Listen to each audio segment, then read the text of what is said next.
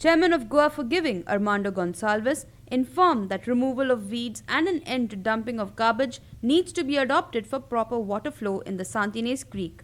Armando also said that he is also ready to help the government create an environment where people would make a change. So the weeds is also important.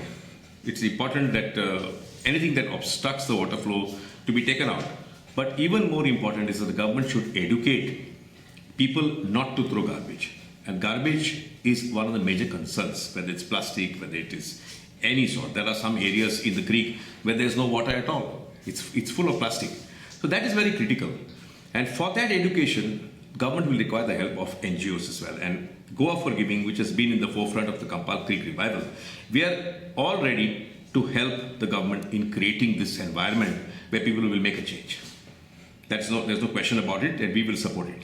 Armando also talked about the bridge whose work will start soon and said a similar bridge needs to be constructed on the DB Marg to benefit from navigation. He also pointed out the heroism of the chief engineer of GSIDC and said that a proper design is a must for a solid foundation. Design of the bridge was, I won't say faulty in engineering terms, but faulty in terms of navigation. And the bridge was flat, and that did not allow any boats to pass or any navigation to take place. So when I met with GSIDC people, including the then Managing Director, Mr. Sanjit Rodriguez, I was pleasantly surprised when Sandeep said that yes, it's our mistake, and he was very thankful to us for having pointed it out. Hats off to the man for having that ability. Very few people would have accepted a mistake. For me, he's a hero. So eventually he asked me, Arman Bab, can you have a little patience with us for 2 extra months? Because we will take time to redesign the bridge. I said, any time, because this bridge will last for 50, 100 years. So for the sake of 2 months, it doesn't really matter. And today what we have is a bridge which is curved, which allows boats to go underneath. And the moment navigation takes place there, people will benefit.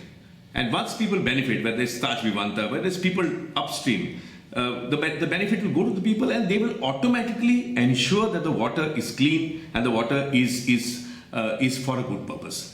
Unlike today, when there's a major problem at the beginning of the creek.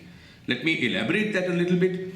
The same type of bridge that we have constructed here has to be constructed on DB Marg, that is at the mouth of the river. There too the defect exists. So this bridge will not be able to give full navigation unless the main bridge is done. Video journalist Alfred Fernandez from Panjim for HCN.